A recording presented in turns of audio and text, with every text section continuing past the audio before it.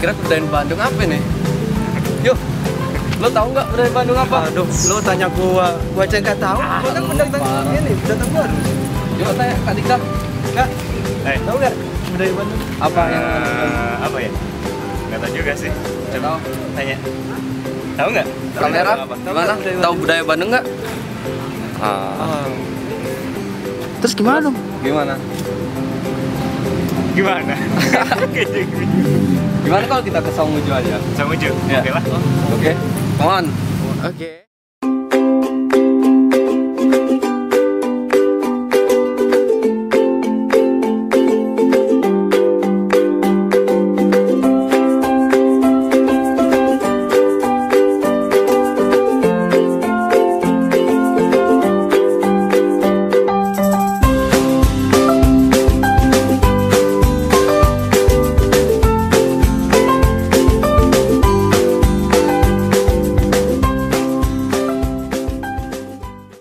Negara yang memiliki identitas itu adalah negara yang memiliki budaya. Indonesia sudah sangat beruntung karena memiliki budaya yang sangat banyak. Identitasnya juga sangat bagus karena diperkuat oleh budayanya yang banyak itu tadi. Kita sudah punya budaya yang bagus, kita sudah punya identitas yang sangat kuat. Tinggal apa? Tinggal masyarakatnya mau melestarikan budaya itu sendiri agar negara kita menjadi makin kuat juga identitasnya. Setelah itu baru kita bisa mengembangkan budaya ini untuk menghasilkan. Kita bisa menggunakannya untuk sentra bisnis agar juga kita bisa berjalan mengembangkan budaya itu dan juga bisa menghidupi diri kita. Tapi yang paling penting adalah jangan pernah malu untuk berkontribusi melestarikan budaya kita. Karena apa? Karena kami pun Saung Angklung Muju atau tempat-tempat wisata yang lainnya adalah butuh kamu untuk ikut berkontribusi melestarikan budaya Indonesia.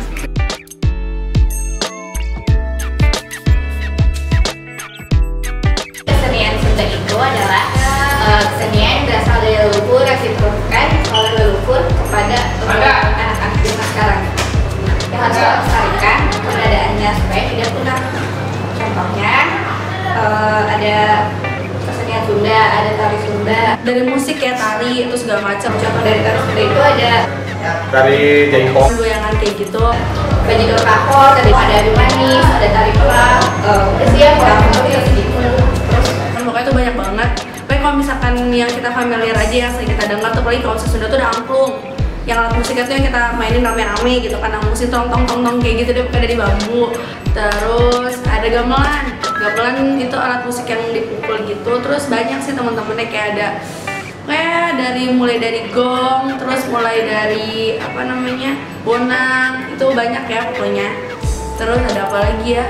Gendang juga sama, gendang juga termasuk alat musik gitu dari kesenian Sunda. Sejarah Sunda itu berasal dari sang pria dan ibunya yang tertuan paraku kalau menurut saya.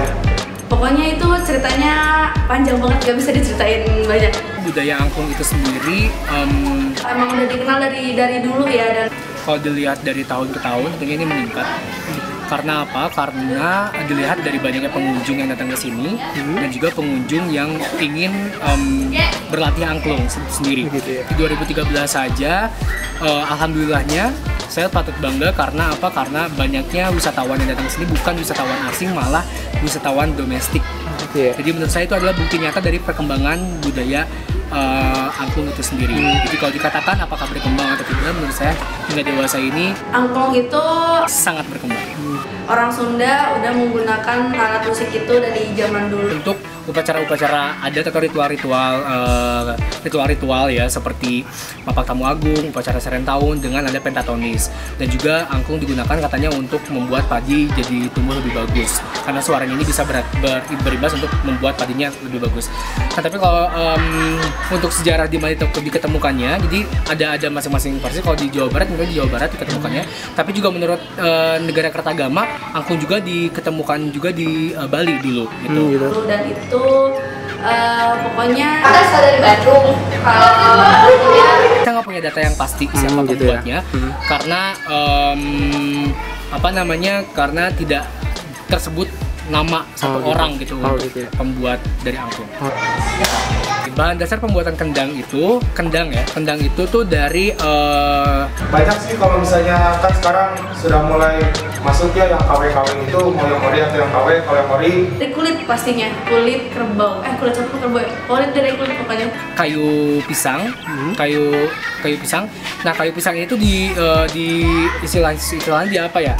Seperti dihancurkan dulu, terus nanti dibuat menjadi bentuk apa namanya? Bentuk kendang. Setelah itu lalu dilapisi dengan kulit sapi. Udah. Karena udah banyak masuknya dan apa sih kayak gaya-gaya modern kayak gitu. Jadi tuh kayak tarian aja udah mulai nggak banyak ya yang mulai respect sama kebudayaan gitu. Lagi kayak di sanggar-sanggar. Mungkin hanya beberapa aja yang mau ikut sanggar buat mengenal budayanya sendiri gitu. Kayak tari juga udah mulai sedikit yang respect sama alat musik buat tahu gimana cara pakai alat musik juga udah mulai sedikit gitu. Jadi sudah mulai sedikit terkikis gitu. Hanya orang-orang tertentu saja yang respect sama yang masih respect sama budaya di sebenarnya. Bandung juga udah banyak yang suka bilang gue lu, padahal orang Bandung sama orang Bandung ya. Sebenarnya ya karena anak muda zaman sekarang nggak mau ngelestariin budayanya sendiri, jadi kayak lebih pengen niruin budaya barat, pengen niruin orang-orang barat di sana sekarang kayak gimana, jadi udah gengsi gitu buat ngelestariin budaya Sunda. Untuk melestarikan itu banyak cara. Ada 3 cara menurut saya. Yang pertama itu adalah dengan mengunjungi tempat-tempat wisata budaya di daerah kita. Seperti Saungakung Ujo, kita dengan bayar ke Saungakung Ujo, kita bisa membuat tempat ini bisa terus berkembang. Yaitu cara kontribusi yang pertama.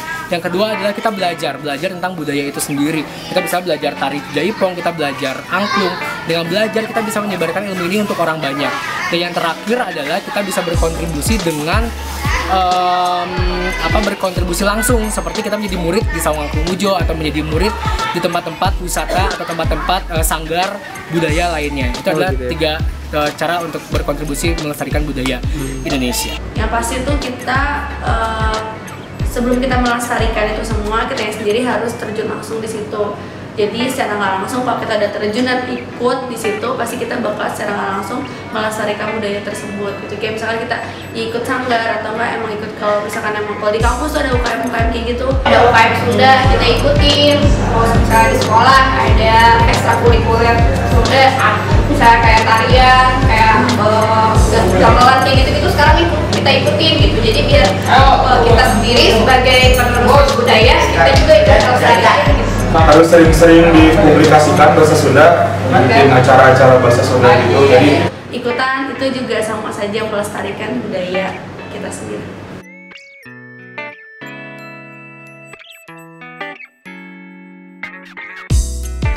kalau Sunda itu bagus ya, soalnya biar terbiasa lagi anak-anak sekarang ngomong bahasa Sunda. Buat anak cowok kan cuma pakai ikatan peladong. Kalau perempuan agak repot sih sebenarnya. Tapi emang kalau misalkan untuk menggunakan bahasa Sunda gitu kan untuk tiap hari Rabu itu bagus. Jadi kita tidak melupakan bahasa Sunda itu karena kita ada di daerah Sunda. Jadi itu bagus banget. Untuk kebudayaannya sendiri masih terjaga, seperti ada Saung Ujo yang melestarikan angklung. Cuman untuk kebudayaan lain mungkin kurang diekspos. Tapi sisanya kalau dari segi bahasa, orang Sundanya sendiri masih jaga bahasa mereka. Jadi bahasa Sunda itu hampir semua tahu kalau bahasa Sunda itu seperti apa. Apalagi sekarang sejak pergantian wali kota Bandung ada membuat hari khusus untuk Rebo Nyunda.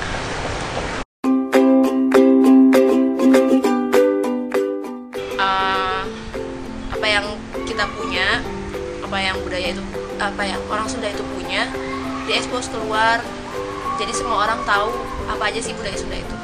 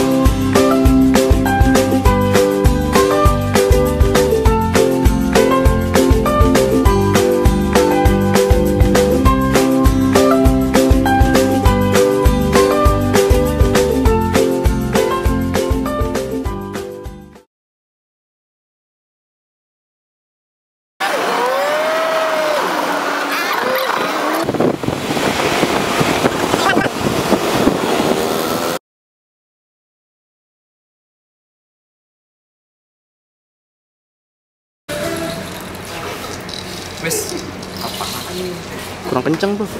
Hah? Udah. Sini ya.